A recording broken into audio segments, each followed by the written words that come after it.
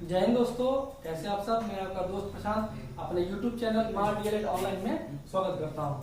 Friends, अब तक हम लोगों ने S1 का यूनिट 1 कवर कर लिया है और हम लोग यूनिट 2 पे चर्चा कर रहे थे, जिसमें फर्स्ट वीडियो में हम लोगों ने भारत का आधुनिकीकरण के बारे में देखा था, आधुनिकीकरण के बारे में जाना था, उससे होने वाली जो भी समस्याएं थी उसके बारे में लोगों ने स्टडी किया था।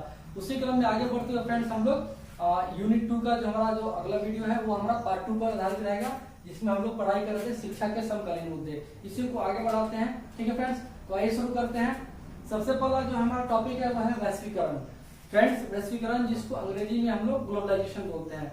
ग्लोबलाइजेशन का मतलब ये होता है कि एक ऐसी प्रक्रिया जिसमें जो भी क्षेत्रीय जो भी घटनाएं होती हैं या जो भी वस्तुएं होती है, जब उसको वैश्विक स्तर पर देखा जाता है उसी को हम लोग क्या बोलते हैं, वैश्वीकरण बोलते हैं। यानी कि जो भी घटनाएं क्षेत्रीय स्तर पर हो रही है, जब वो ग्लोबली होना शुरू हो जाए वही हमारा क्या कहता है, वैश्वीकरण। अभी हम लोग वर्तमान में जो कोरोना पैंडेमिक देख रहे हैं, ये क्या है, एक वैश्वीकरण वैश्विक बीमारी का इसको नाम दिया गया है, क्योंकि पूरा विश्व इस बीमारी से जूझ रहा है। ठीक है फ्रेंड, तो यही होता है हमारा वैश्वीकरण, अर्थात पूरे विश्व में एक समाज का निर्माण किया था, जिसमें हर दबके के लोग, हर क्षेत्र के लोग उसमें हिस्सा लेते हैं। बात कर लेते हैं फ्रेंड्स WHO की, यानी कि वर्ल्ड हेल्थ ऑर्गेनाइजेशन। यह एक ऐसी संस्थान है जो पूरे विश्व को स्वास्थ्य संबंधित जो भी जानकारियां होती है, जो भी व्यवस्थाएं होती है, जो भी सुविधाएं होती है, वो प्रदान की जाती है। यानी कि एक वैश्विक स्तर पर पूरे विश्व को पहुंचाने वाली सुविधा होती है। इसी को हम लोग क्या बोलेंगे, वैश्वीकरण बोलेंगे।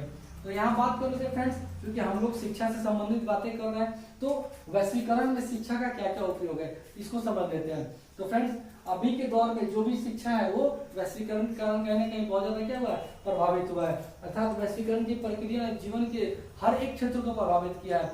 वैश्वीकरण के कारण केवल आर्थिक क्षेत्र प्रभावित नहीं हो रहा, बल्कि इस आधुनिक युग में जो शिक्षा है वो भी कहीं ना कहीं बहुत ज्यादा प्रभावित हो रहा है।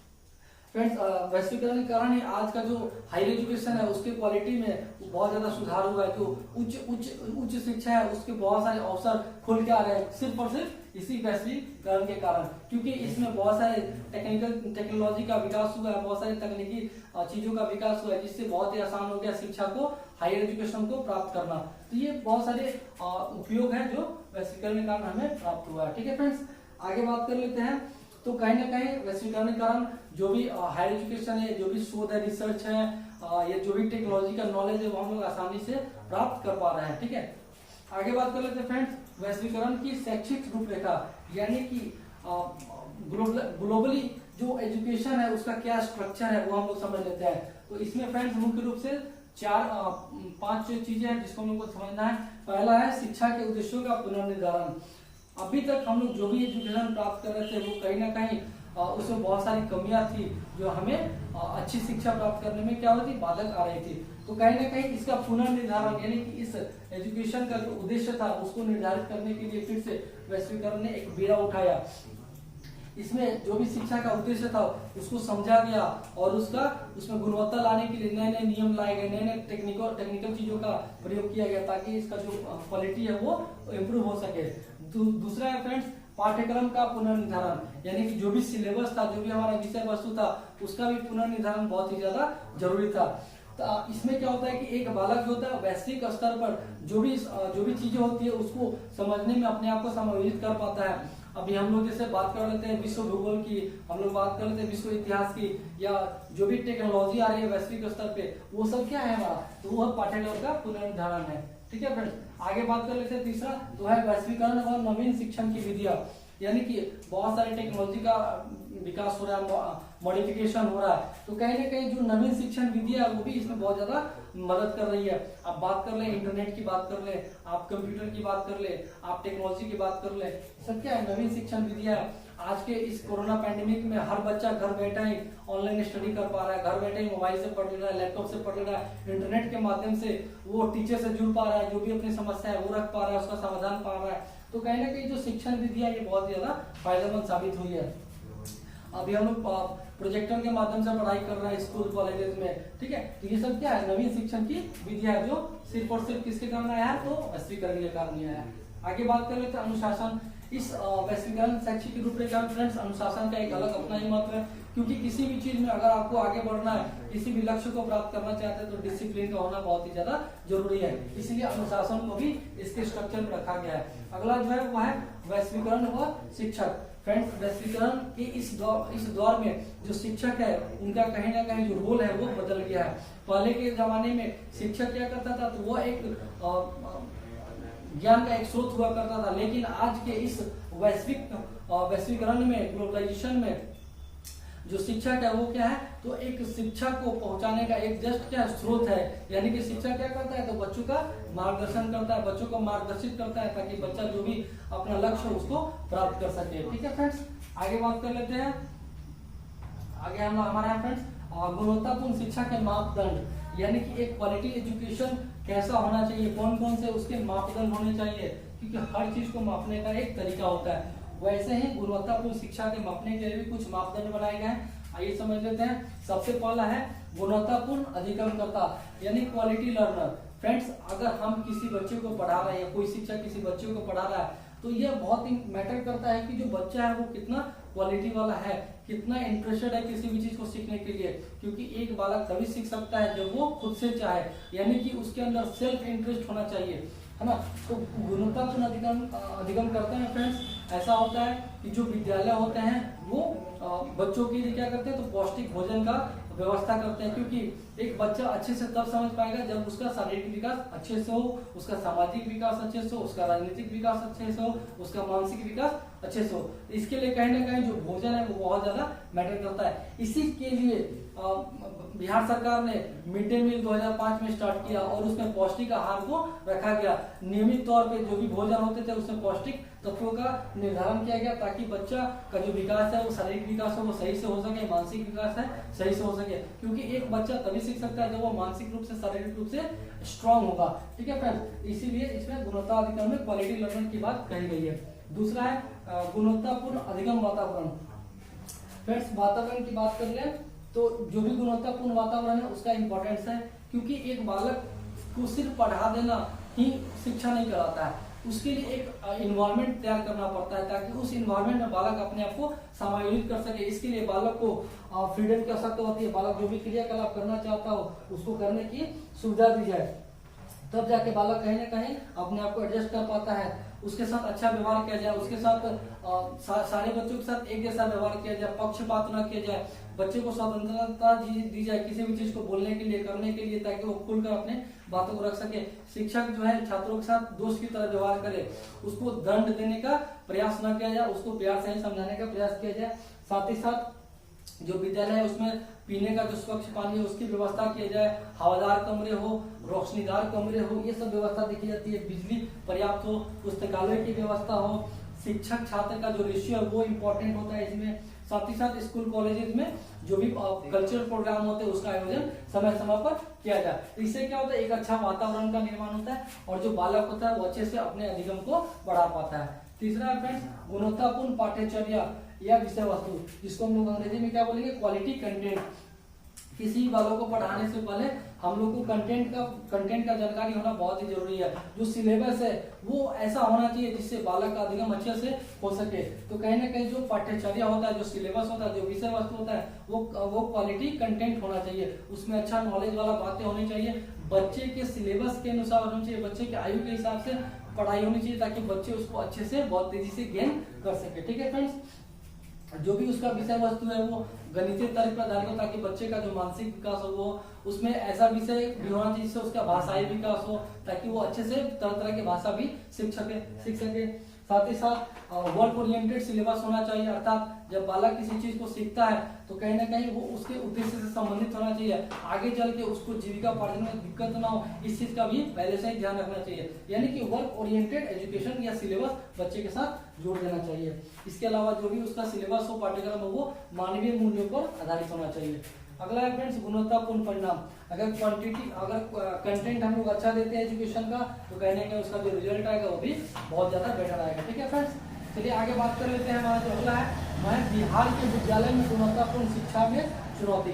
आज के दौर में फ्रेंड्स हम सभी जानते हैं कि बिहार एक ऐसा राज्य है जो कहीं ना कहीं शिक्षा के मामले में बहुत ज्यादा पिछड़ा हुआ है, बल्कि 28वें नंबर पे 29 राज्यों में भारत जो है बिहार जो है शिक्षा के मामले में बहुत ज्यादा पिछड़ा हुआ, और इसका जो रैंकिंग है वो 28 आता है। तो कहीं ना कहीं इसमें बहुत सारी चुनौतियां आती हैं, जो क्वालिटी होता है बिहार के एजुकेशन को बहुत ही गिरा हुआ है। तो कौन कौन सी फ्रेंड्स चुनौतियां आती है उसको समझ लेते हैं। सबसे पहले फ्रेंड्स विद्यालय भवन, यानी कि बच्चा जहाँ पढ़ाई करता है, जिस भवन में पढ़ाई करता है वो भवन अच्छा होना चाहिए, उसका स्ट्रक्चर अच्छा होना चाहिए।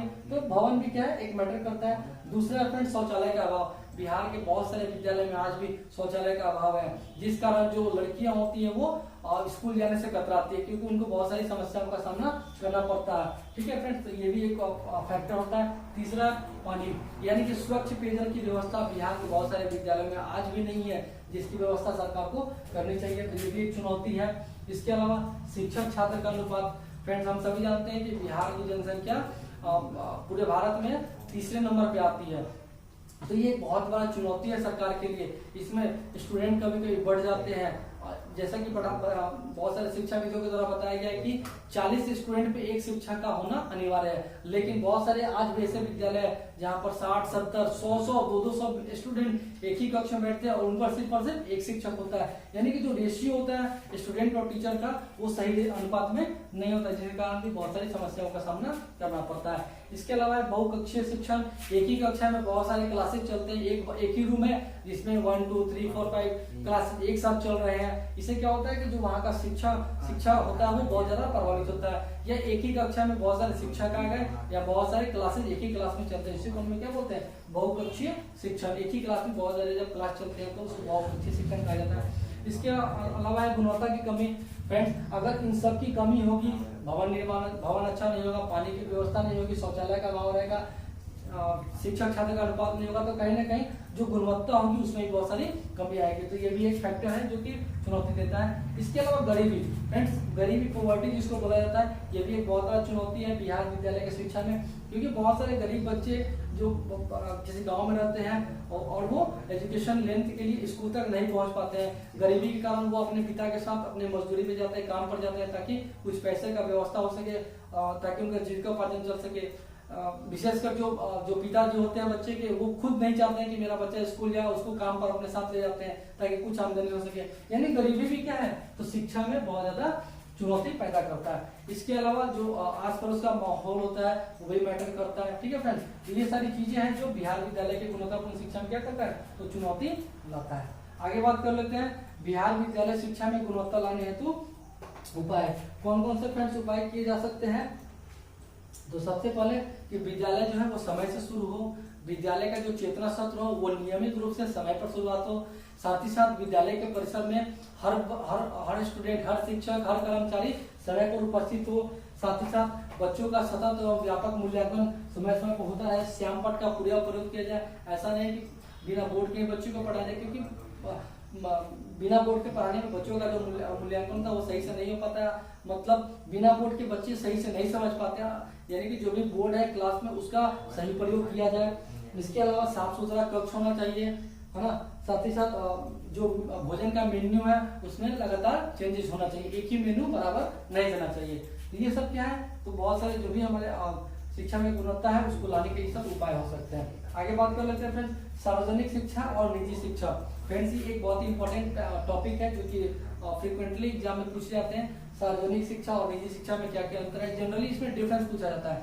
तो फ्रेंड्स सार्वजनिक शिक्षा वैसी शिक्षा को बोलते हैं जो कि किसी भी राज्य के जो कर होते हैं, जो टैक्स होते हैं, उस टैक्स के जो खर्च होता है उस खर्च पे जो स्कूल चलता है उसी को हम क्या बोलते हैं, सार्वजनिक स्कूल या सार्वजनिक शिक्षा बोला जाता है। ठीक है फ्रेंड, वहीं निजी शिक्षा की बात करें तो वैसी शिक्षा, वैसी स्कूल जो पर्सनल एक्सपेंस पर किसी व्यक्ति के द्वारा चलाया जाता है, वही क्या कहलाता है, निजी शिक्षा कहलाता है। इसके अलावा जो सार्वजनिक शिक्षा होता है फ्रेंड, इसमें जो भी टीचर होते हैं वो कहीं ना कहीं अपने कार्यों के प्रति बहुत उदासीन होते हैं। वहीं जो निजी स्कूल होते हैं जिसमें निजी शिक्षा दी जाती है, वहाँ के शिक्षक भी होते हैं बहुत ज्यादा ऑनेस्ट होते हैं, हार्ड लेबोरियस होते हैं, क्योंकि उनका जो मॉनिटरिंग होता है वो लगातार किया जाता है। ठीक है फ्रेंड, तो ये सारे हो गए दोनों में अंतर। इसके अलावा आज के दौर में जो निजी शिक्षा है यह धन उगाही का एक बहुत बड़ा साधन बन चुका है, बल्कि ऐसा कहें कि इसे व्यवसाय के रूप में ढाल दिया गया है, यह एक व्यवसाय का साधन बन चुका है। सार्वजनिक शिक्षा के तुलना में जो निजी शिक्षक होते हैं, स्कूल होते हैं, उसमें फैसिलिटी ज्यादा दी जाती है बच्चों को, टीचर्स को, है ना। इसके अलावा जो शिक्षक होते हैं वो बहुत ज्यादा टैलेंटेड होते हैं, क्योंकि उनका इंटरव्यू के माध्यम से उनका सिलेक्शन होता है। क्योंकि वो सैलरी पेड नहीं होते हैं, वो प्राइवेट तौर पर रखे जाते हैं, तो कहीं ना कहीं उनको ज्यादा मेहनत करनी पड़ती है। तो जो एजुकेशन होता है बच्चों का वो बहुत ही अच्छा होता है। इसके अलावा जो सार्वजनिक स्कूल में जो शिक्षा दी जाती है वो लगभग मुफ्त होती है, बल्कि जबकि निजी स्कूल होते हैं उसमें हर चीज के लिए पेरेंट्स को पैसा देना पड़ता है, यानी कि ये मुफ्त नहीं होती है, इसमें पैसा का खर्च ज्यादा होता है। सार्वजनिक शिक्षा के मामले में निजी विद्यालय का जो शिक्षक छात्र का जो अनुपात होता है वो सही क्रम में होता है, जिस कारण जो अधिगम होता है वो प्रभावित नहीं होता है। जबकि सार्वजनिक शिक्षा में क्या होता है, शिक्षक छात्र का जो रेशियो होता है वो सही नहीं होता, या तो कम होता है या तो ज्यादा होता है, या बहुकक्षीय होता है, जिस कारण भी क्या होता है बहुत सारी परेशानियों का सामना करना पड़ता है। इसके अलावा सार्वजनिक शिक्षा में शिक्षकों का मॉनिटरिंग सही समय पर नहीं हो पाता है, शिक्षा को बहुत सारे अन्य कामों में लगा दिया जाता है, जैसे जनगणना की बात करें, जैसे बाढ़ की बात करें, कोरोना की बात करें, या अन्य जो भी कार्य होता है उसमें शिक्षा को इलेक्शन ड्यूटी में लगा दिया जाता है। जबकि निजी विद्यालय में ऐसा कुछ नहीं होता है, निजी विद्यालय में शिक्षा का सिर्फ एक ही कार्य होता है, वह बच्चों का अधिगम करना। तो ये सब दोनों में अंदर आप बना के अपने से भी लिख सकते हैं, कोई ज्यादा मुश्किल काम नहीं है, बस समझने का चीज है कि जो सार्वजनिक शिक्षा होता है वो सरकार के द्वारा चलाया जाता है, ठीक है। सरकार जो भी टैक्स वसूलती है उसी खर्च से चलाया जाता है, ये मुफ्त में दी जाती है। जबकि निजी शिक्षा क्या है, ये पर्सनल एक्सपेंस है, हम और आप भी स्कूल खोल सकते हैं अपने एक्सपेंस पे, है ना। अपने हिसाब से हम लोग क्या करते हैं, फीस कलेक्शन करते हैं, अपने हिसाब से बुक्स देते हैं, ये निजी शिक्षा कहलाती है, ठीक है फ्रेंड्स। आगे बात कर लेते हैं शिक्षा का निजीकरण। फ्रेंड्स, शिक्षा का निजीकरण ये भी एक बहुत इंपॉर्टेंट टर्म है आज के इस दौर में। शिक्षा का निजीकरण जो है बहुत ही इंपॉर्टेंट है। सरकार जब किसी कार्य को या किसी प्रोजेक्ट को अपने हाथों में लेकर करती है, उसका प्रबंधन करती है, उसका उपाय करती है, उसका देखरेख करती है, लेकिन जब सरकार उस कार्य को किसी अन्य प्राइवेट कंपनी को या उद्यमों को या संस्थान को हैंड ओवर करती है, ठीक है फ्रेंड, तो वही क्या कहलाता है, निजीकरण कहलाता है। यानी कि सरकार अपने कार्य को, है ना, किसी प्राइवेट संस्थान को जब सौंप देती है, वही क्या कहलाता है, निजीकरण कहलाता है। तो शिक्षा में भी फ्रेंड्स ये बहुत ज्यादा देखने को मिल रहा है। जो भी प्राइवेट स्कूल्स हैं या जो भी सरकारी स्कूल्स हैं, आज गवर्नमेंट क्या कर रही है, तो उसको प्राइवेटाइजेशन की तरफ ले जा रही है, उसको प्राइवेट स्कूल्स में बदल दे रही है, जिससे क्या हो रहा है, ताकि जो भी शिक्षा का क्वालिटी हो वो बढ़ सके, ठीक है फ्रेंड्स। यही होता है शिक्षा का निजीकरण। इसके अलावा शिक्षा का निजीकरण आज के इस दौर में अति आवश्यक है फ्रेंड, और इसका व्यवस्था करना राज्य एवं केंद्र सरकार दोनों का परम दायित्व है। सरकार को शिक्षा का निजीकरण करते समय इस बात का खासा ध्यान रखना चाहिए कि इसमें बच्चों का शोषण न हो। उसको लगातार इस चीज पे मॉनिटरिंग करनी चाहिए कि जो भी व्यक्ति इसको अपने अंडर में लिया है वो सही से इसको चला रहा है कि नहीं, कहीं वो बच्चे का शोषण तो नहीं कर रहा है, कहीं वो पैसे का ज्यादा डिमांड तो नहीं कर रहा है। तो ये सब बातों का ध्यान रखना सरकार की जिम्मेदारी होती है, ठीक है फ्रेंड। आगे बात कर लेते हैं शिक्षा के निजीकरण से होने वाले लाभ। अभी मैंने बताया कि शिक्षा के निजीकरण से बहुत सारे लाभ हो रहे हैं। सबसे पहला कि इसमें जो क्वालिटी होता है वो एजुकेशन का वो काफी ज्यादा बढ़ गया है। शिक्षा के संसार में जो व्यवस्था वो बढ़ रही है ना। एजुकेशन आसान हो गया है, सुलभ हो गया है, क्वालिटी पूर्ण हो गया है, ठीक है। इसके अलावा उच्च शिक्षा के मामले में ये बहुत ज्यादा अवसर प्रदान करती है। हायर एजुकेशन के लिए बहुत सारे अवसर प्रदान कर रही है। इसके अलावा क्वालिटी तो मैंने बता ही दिया। इसमें जो शिक्षक होते हैं वो ईमानदारी से पढ़ाते हैं, कठिन परिश्रम करते हैं, क्योंकि वो उनको अपना फीडबैक बनाना होता है ना, उनका लगातार मॉनिटरिंग करना होता है, किया जाता है। इस कारण जो टीचर होते हैं वो बहुत ही मेहनत से, बहुत ईमानदारी से पढ़ाते हैं। इससे बच्चों का क्या होता है, फायदा होता है। आगे बात कर लेते हैं शिक्षा के निजीकरण से होने वाली समस्या। ऐसा नहीं है फ्रेंड्स कि सिर्फ इससे फायदा है, प्रोज एंड कॉन्स साथ में चलते हैं। अगर लाभ है तो हानि भी होगा। तो शिक्षा के निजीकरण से कौन कौन सी समस्या हो सकती है, तो चूंकि यह प्राइवेट संस्थान होते हैं, इसमें एक व्यक्ति अपने हाथ में उस कार्य को लेता है, तो कहीं ना कहीं वो अपने हिसाब से इसको ऑपरेट करता है। वो चाहे तो बच्चे से मनमानी फीस ले सकता है। इसमें क्या होता है कि जो गरीब तबके के बच्चे होते हैं वो इससे वंचित रह जाते हैं, उनको वो एजुकेशन नहीं मिल पाता है। साथ ही साथ जो शिक्षक होता है उनका शोषण किया जाता है, अपने हिसाब से किया जाता है।